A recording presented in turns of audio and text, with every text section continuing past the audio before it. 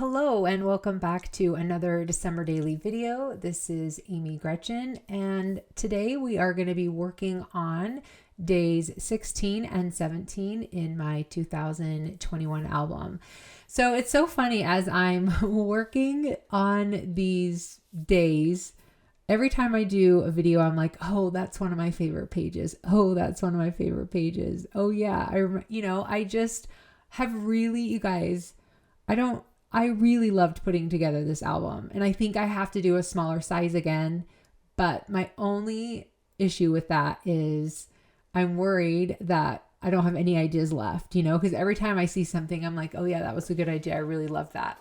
And now I'm like, oh no, maybe my ideas are all dried up. But at any rate, I really love these pages as well as all the pages that I've already showed you. So let's hop into day 16. So for day 16, I'm doing something very simple, which is I wanted to show some of the wrapping paper that I was going to be using this year. Did I buy any new wrapping paper last year? I don't think I did. This is wrapping paper that I had used in previous years. And I just, it's one of those things you're like, well, should I show it again? And maybe that plaid is new. I can't remember. I'm thinking I had that in 2020. But I was like, does it make sense to do wrapping if I've used this paper before? But it does, because then it shares, oh, I didn't actually buy more wrapping because I had the same thing, So I think I'm doing it in a different way. I'm showing it in a different way. I'm actually using the wrapping paper. You can see that I cut out the wrapping paper and I'm sticking it onto the piece of paper. So that's probably a little bit different than how I've done it in other years. So I don't have a problem with sharing it over and over and over again, especially because I love the idea of stories that are like the same stories that are told in a different way, or different stories that are told in did I say that right? The same stories that are told in different ways, or different stories that are told in similar ways, right? So I think we don't have to feel like we have to come up with a different idea every single time, right? You could do something very similar like this in your album every single year just to showcase your wrapping paper. So I don't think we have to reinvent the wheel every single time, but I really love how this one turned out. So like I said, I'm just using actual wrapping paper. I'm sure I did the math because you can see I'm being very precise. I feel like today in this video, I'm very precise in the things that I do, but you'll see that I'm, trying to make it fit. So I've got five colors. I think I probably have more than five. There was probably a couple that I left off just because I picked the ones that I thought looked the best together. And yeah, like I said, I'm sure I did the math and came up with, it was 3/4 of an inch, 5 of them. They fit really well side by side.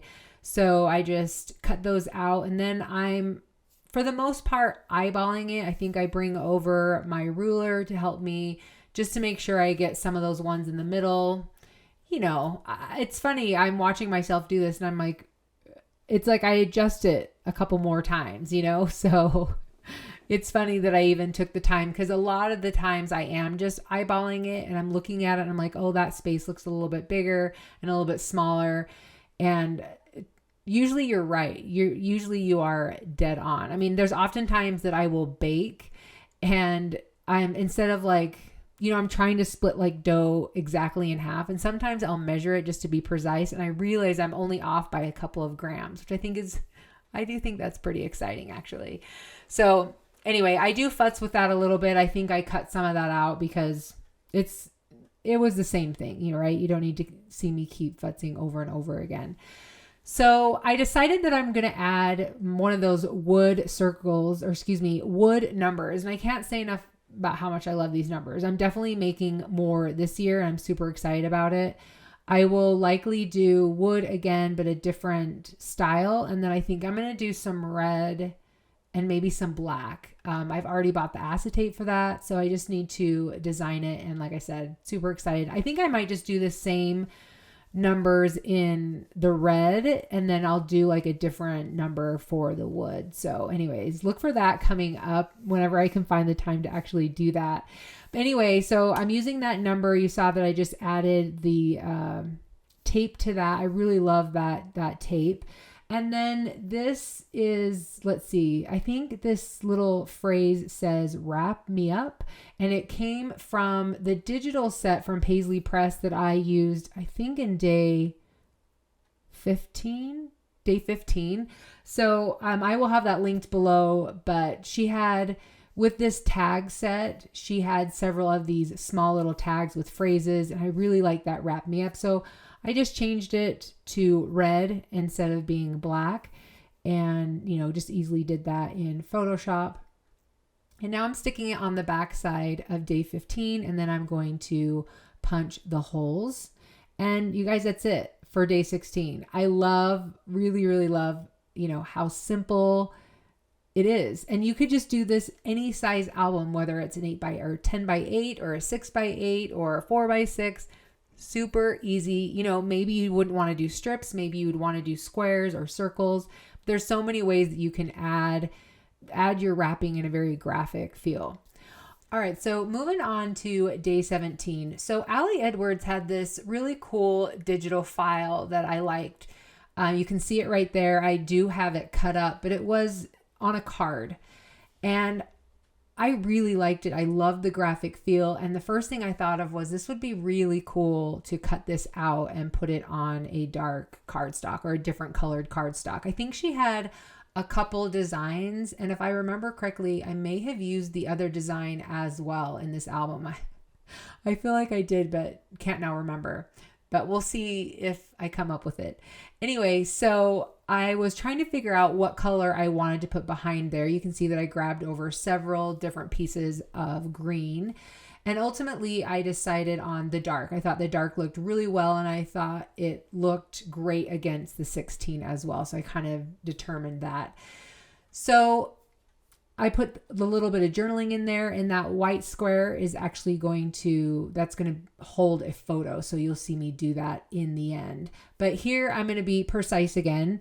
And I really want to make sure that I get that everything laid out in the right place. I want it to be centered. And so I thought the best use of that would be to actually use the cut file. So this is the cut file that was left over. And you can see that I'm marking the middle on both horizontal and vertical, and I'm doing that also on the green piece of paper so that I can put them together and everything will go in like the perfect place. This is one thing I love to do when it comes to doing a cut file. If there's anything in the middle, like a word or something that needs to go back in, I like to add in the negative of that cut file, and it helps me get it in perfect placement every single time. All right, so I tested it out and I was actually off a little bit. So then I remeasured once again, and I will test it out again just to make sure I got it in the right spot this time. And I believe that I get it in the right spot the second time around. And so you'll see that I'll end up securing it down a little bit more with tape. And I will say that one of the reasons why I'm being so precise, other than I really do like things to be in the right place, you know, I want something centered if it's supposed to be centered, but I'm going to be using this foam tape, and this foam tape you stick down and it does not come up. So it's not like putting liquid glue down and you can kind of futz with it a little bit to get it in the right place. When you put it down, it's down. Now, when I put this down, actually, I don't press down really hard. I just kind of like set it on top just to make sure it's in the right place before I push it down. And that way I'm able to shift it a little bit.